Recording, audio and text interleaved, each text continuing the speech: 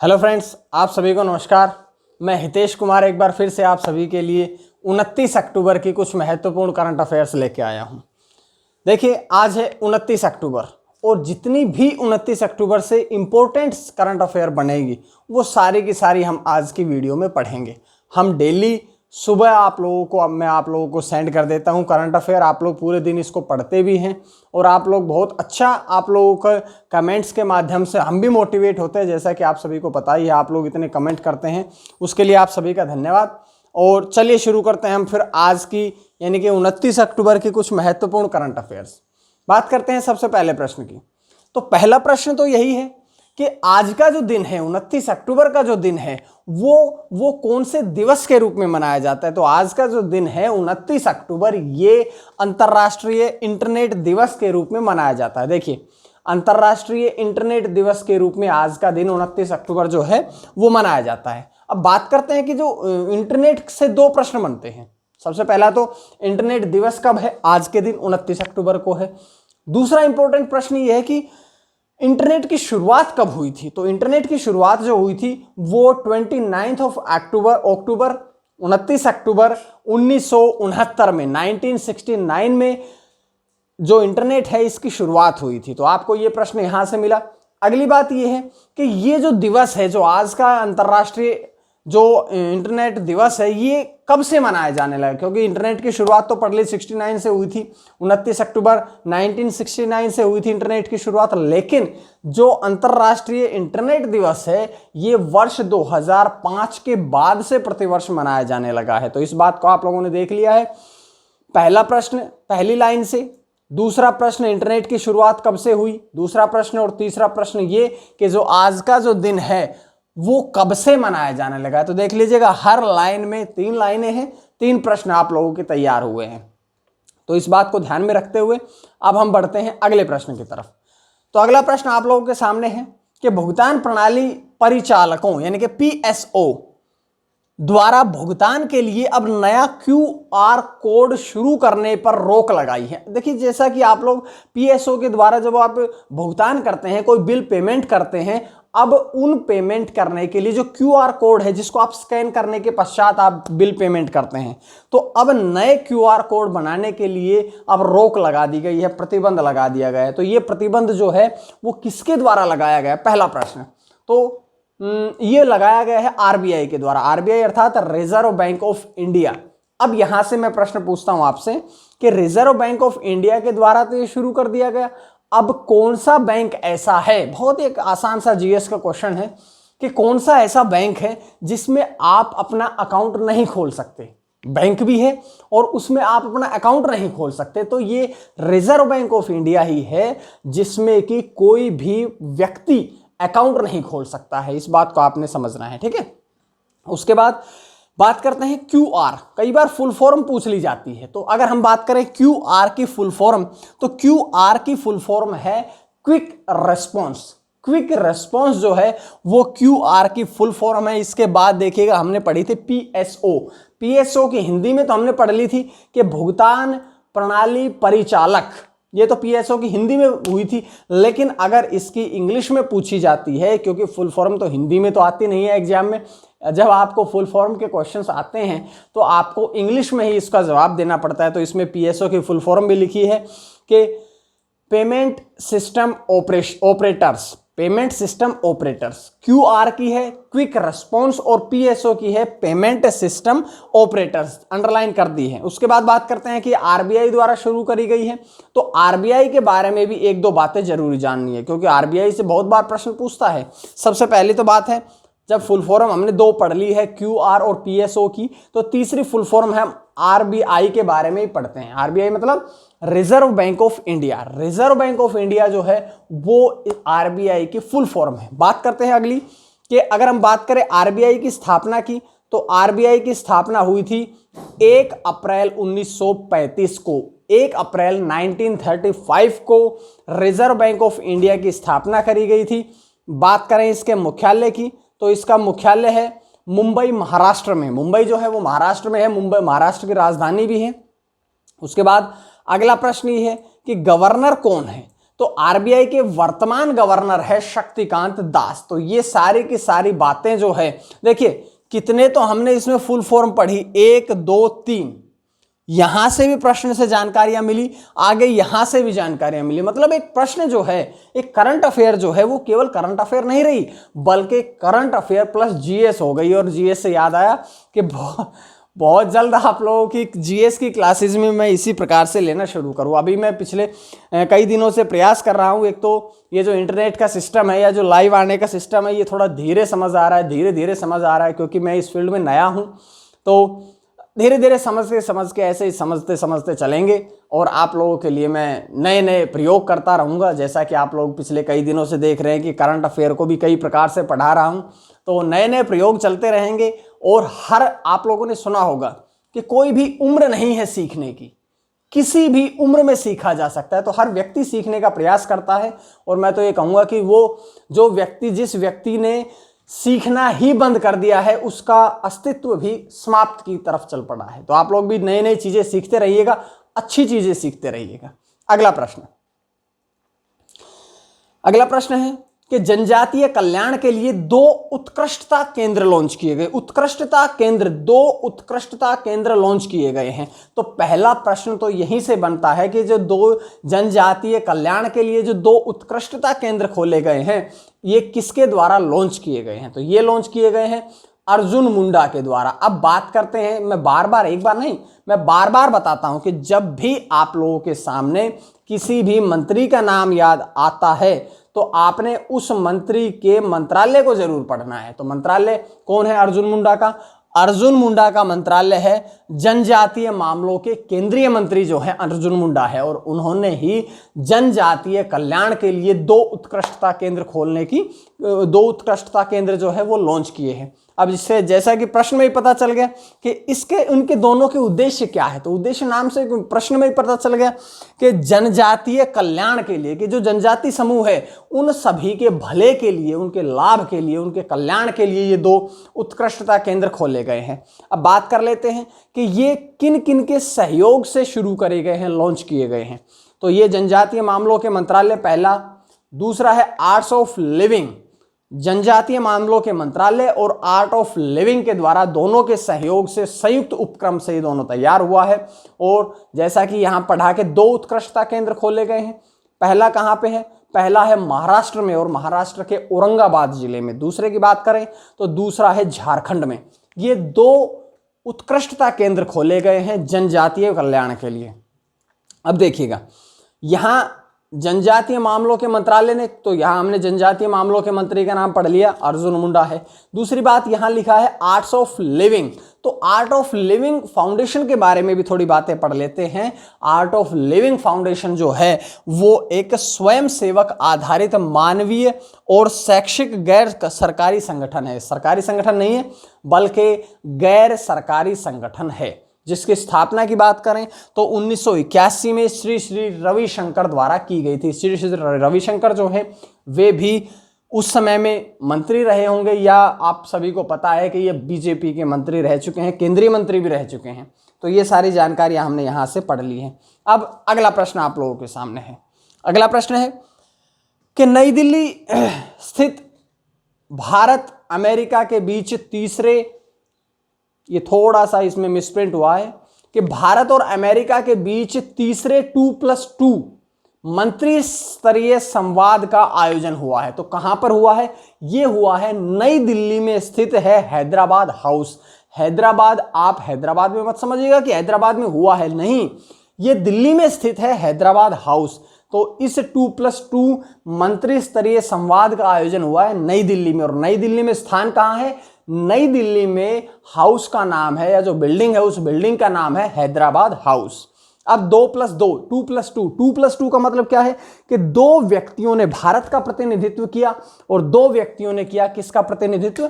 America का प्रतिनिधित्व। अब अगर दो मंत्रियों ने मिलकर के बात करी है, 2+2 हुआ है, तो इसमें सबसे पहले बात करते हैं कि भारत का प्रतिनिधित्व किसने किया है। तो भारत का प्रतिनिधित्व किया है भारत के रक्षा मंत्री राजनाथ सिंह और विदेश मंत्री एस जयशंकर द्वारा। तो ये तो भारत का प्रतिनिधित्व हुआ।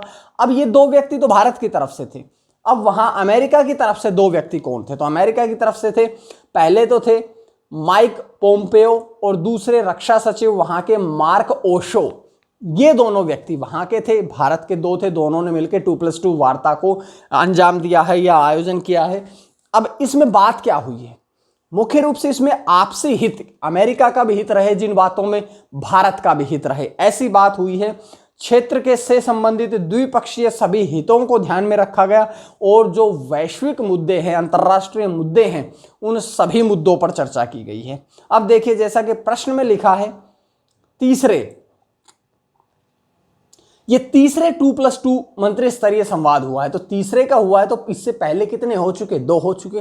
पहला कहां पर आयोजित किया गया था? तो पहला आयोजित किया गया था सितंबर 2018 में, यानी कि 2 वर्ष पहले सितंबर 2018 में नई दिल्ली में आयोजन हुआ था। और पहला तो नई दिल्ली में 2018 में, अगला क्योंकि प्रतिवर्ष होता है, हर वर्ष होता है, तो दूसरा 2019 में। कहां पर? एक हिंदुस्तान में हुआ 18 में, अगला कहां पर होगा? अगला अमेरिका में होगा, वाशिंगटन डीसी में किया गया, और उससे अगला तीसरा अभी दोबारा से भारत में हो गया। तो इस बात को ध्यान रखिएगा कि हर वर्ष आयोजित होते हैं। 18 में हुआ, 19 में हुआ, 20 में हुआ, फिर 21, 22, 23 ऐसे चलता रहेगा। एक साल तुम यहाँ आओ, भारत में आओ, एक साल हम आपके वहाँ आते हैं। वैसे भी हमारे देश के प्रधानमंत्री जो हैं वो घुमंतु प्रवृत्ति के है ही। अभी तो थोड़े दिनों से लॉकडाउन है तो सभी मामला शांत है, क्योंकि अंतर्राष्ट्रीय जो सेवाएं थी वो बंद कर दी गई थी, अब दोबारा से शुरू हो चुकी है। मैं सारी जानकारी आप लोगों को अंतर्राष्ट्रीय स्तर की भी देता रहता हूँ। अगला प्रश्न अंतर्राष्ट्रीय प्रश्न है कि बोलीविया देश है, इस बोलीविया देश के नए राष्ट्रपति बने हैं। तो बोलीविया देश के नए राष्ट्रपति कौन बने हैं? ये बने हैं लुइस अरसे। लुइस अरसे हिंदी में भी लिखा है, इंग्लिश में भी, क्योंकि मैं बार बार आप सभी से बताता हूं कि जब भी कोई इंटरनेशनल नाम आता है तो हम उसका सेम ऐसे के ऐसे हिंदी रूपांतरण नहीं कर पाते हैं, क्योंकि स्पेलिंग्स होती है, हर चीज़ का अपना अपना प्रोनाउंसिएशन होता है। तो इसके समाधान के लिए मैं आप लोगों के लिए हिंदी और इंग्लिश दोनों को रखता हूं। लुइस अरसे, बात करते हैं आगे। अब वो जीत तो गए हैं, राष्ट्रपति तो बन गए हैं, लेकिन राष्ट्रपति पद पर वो 8 नवंबर को पद संभालेंगे। और किससे पद संभालेंगे? तो वे किन से पद प्राप्त करेंगे? G9 एनेज से। G9 एनेज से वो पद प्राप्त करेंगे 8 नवंबर को। वर्तमान में G9 एनेज है, लेकिन उनके स्थान पर अब नए बनेंगे लुइस अरसे। उन्होंने कुल मतों में से 55% वोट प्राप्त किए, मत प्राप्त किए और जीत गए। अब वो राष्ट्रपति बनेंगे, 8 नवंबर को वो राष्ट्रपति पद को संभाल लेंगे। अब बात करते हैं, वो बोलीविया के राष्ट्रपति बने हैं। तो बोलीविया की अगर हम बात करें तो बोलीविया की राजधानी कहाँ है? इसकी राजधानी है ला पाज शुक्रे। ला पाज शुक्रे जो है वो यहाँ की राजधानी है। मुद्रा की बात करें तो बोलीविया की मुद्रा है बोलीवियानो। उसके बाद बात करते हैं कि जो बोलीविया देश है, क्योंकि नया नया आप लोगों ने भी नाम सुना है, हमने भी नया नाम सुना है, तो ये जो देश है ये दक्षिण अमेरिका महाद्वीप में स्थित है। तो यहां से थोड़ी सी जानकारी हमें ये भी मिली कि नए राष्ट्रपति बने, कब पद संभालेंगे, किसके स्थान पर पद लेंगे, और वो ये जो देश है इसकी मुद्रा क्या है, कहां पर स्थित है। तो ये सारी की सारी जानकारी आप लोगों के सामने पढ़ ली। अगला प्रश्न भी आ गया है अब आप लोगों के लिए कि फ्लोर प्राइज तय करने वाला देश का पहला राज्य बना। फ्लोर प्राइज तय करने वाला देश का पहला राज्य बना है केरल राज्य जो है वो अब फ्लोर प्राइस तय करने वाला कि जितनी भी सब्जियां हैं उन सभी के दाम निश्चित कर दिया। आप लोगों ने देखा होगा प्याज के दाम हर वर्ष बहुत ज़्यादा हो जाते हैं, टमाटर के दाम हर वर्ष ऊपर चढ़ जाते हैं, आलू के दाम यानी कि जो सब्जियां जो है ना हर वर्ष इनके दाम बहुत ज़्यादा बढ़ जाते हैं। चाहे आप ऐसा कहिएगा ये स्टोरेज के कारण हो या ऐसा कहिएगा कि इनकी उत्पादन क्षमता कम होने के कारण हो, किसी भी कारण से हम कह सकते हैं, लेकिन सब्जियों के दाम बहुत ज़्यादा बढ़ जाते हैं। इस बात को ध्यान में रखते हुए अब राज्य सरकार ने इनके बेस प्राइस तय कर दिए गए हैं। कौन से राज्य ने? तो ये केरल राज्य ने किए हैं और ये घोषणा जो है वो केरल के मुख्यमंत्री पिनाराई विजयन द्वारा की गई है। मुख्यमंत्री, अगला प्रश्न समझ में आया आपको? और मैं आपको बता देता हूं कि जो ये प्राइस तय किए हैं ये 16 प्रकार की सब्जियों के जो प्राइस है वो तय कर दिए गए। 16 प्रकार की जो सब्जियां हैं वो अब निर्धारित तय सीमा से ऊपर प्राइस आप नहीं ले सकते हैं। अब ये जो योजना तैयार की गई है ये कब से शुरू होगी? तो ये योजना जो है वो 1 नवंबर से शुरू होगी। 1 नवंबर से शुरू होगी। इसका मुख्य फायदा ऐसा सरकार द्वारा बताया गया है, ऐसा मुख्यमंत्री पिनाराई विजयन द्वारा बताया गया है कि इससे किसानों को सहायता मिलेगी और किसानों को राहत मिलेगी। अब कितनी मिलती है वो ये योजना लागू होने के बाद देखते हैं कि किसानों को थोड़ी राहत भी मिलती है या नहीं मिलती है, या फिर सारे जो स्टोरेज वाले हैं वही सारे कमाते हैं। किसान हमारे देश के अन्नदाता है, इस बात को ध्यान रखिएगा आप लोग। उसके बाद अगला प्रश्न कि हार्ले डेविडसन की भारत में वापसी तय हुई है। देखिए पिछले ही महीने मैंने आपसे बताया था कि जो हार्ले डेविडसन है इसने भारत में अपना कारोबार बंद कर दिया है। आप लोगों अगर डेली वीडियो देखते हो तो आप लोगों में से जो डेली वीडियो देखते हैं उनको पता है कि मैंने कहा था पिछले महीने कि हार्ले डेविडसन ने ये कहा है कि अब भारत में उनकी वापसी दोबारा से होगी। पिछले महीने हार्ले डेविडसन वापस चला गया था, उसने भारत में अपना कारोबार बंद कर दिया गया था, लेकिन अब हार्ले डेविडसन की दोबारा से भारत में वापसी होगी। अब जो हार्ले डेविडसन है ये अकेले अब व्यापार नहीं करेगा भारत में। हार्ले डेविडसन बहुत जो कॉस्टली बाइक्स होती हैं उनमें आता है इसका नाम, और अब हार्ले डेविडसन की हीरो मोटोकॉर्प के साथ में साझेदारी होगी। हीरो मोटोकॉर्प आपको पता है कि हिंदुस्तान की सबसे बड़ी 2 पहिया बनाने वाले निर्माण करने वाली कंपनी है, और हीरो मोटोकॉर्प के साथ ही अब हार्ले डेविडसन ने मिलकर के साझेदारी करके भारत में व्यापार करने का सोचा है।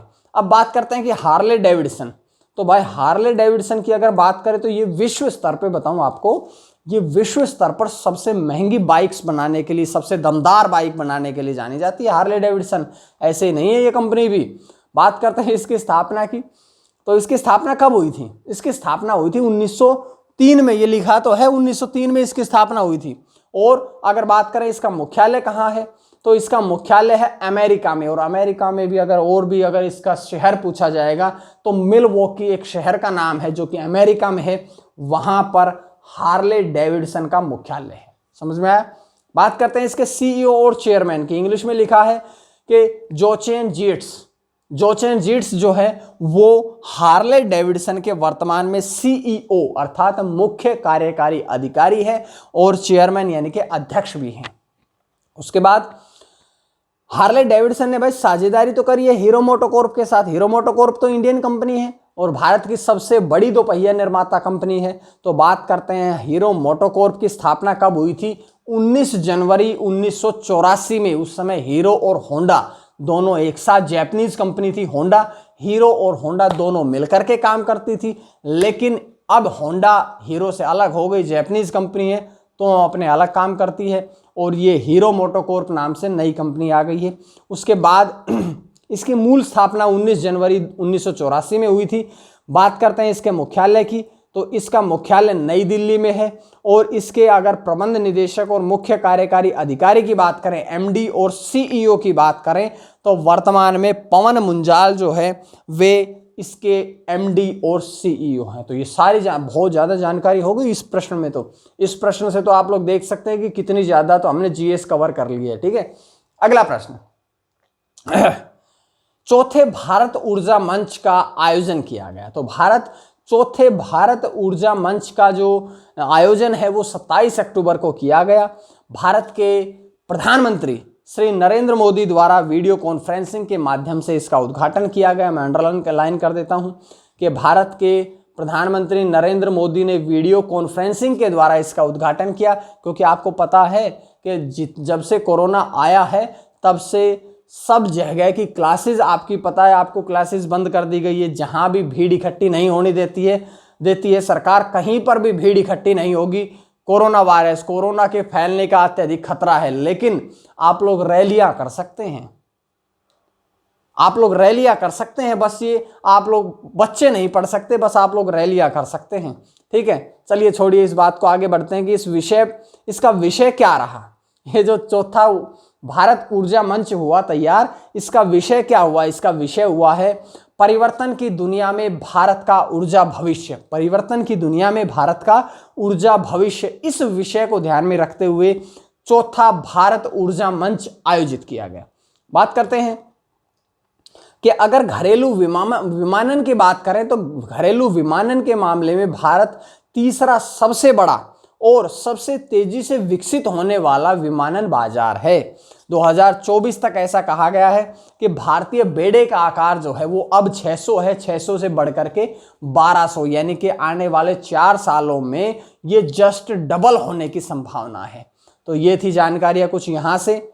उसके बाद आप सभी का बहुत बहुत धन्यवाद कि आप लोग अपना कीमती समय मुझे देते हैं। आप लोग शायद, मेरा प्रयास रहेगा कि आप लोग कुछ नया सीखने को मिले। प्रयास करता हूं हर दिन कि आप लोग कुछ नया सीखें। और अगर आप चैनल पर नए हैं तो आप लोग ज्ञानकोश यूट्यूब चैनल को सब्सक्राइब कर लीजिएगा ताकि आपको डेली इसी प्रकार से वीडियोस मिलती रहे। अगर आप लोग चैनल पर नए हैं तो सब्सक्राइब करें, पहली बात। दूसरी बात यह है कि ज्ञानकोश नाम से ही फेसबुक पेज भी है और टेलीग्राम चैनल भी है। करंट अफेयर के अलावा भी मैं वहाँ नोट्स शेयर करता हूँ, आप लोगों को ज्वाइन कर लीजिएगा। आज के लिए इतना ही। माँ सरस्वती की कृपा आप सभी पर बनी रहे। आप सभी का बहुत बहुत धन्यवाद।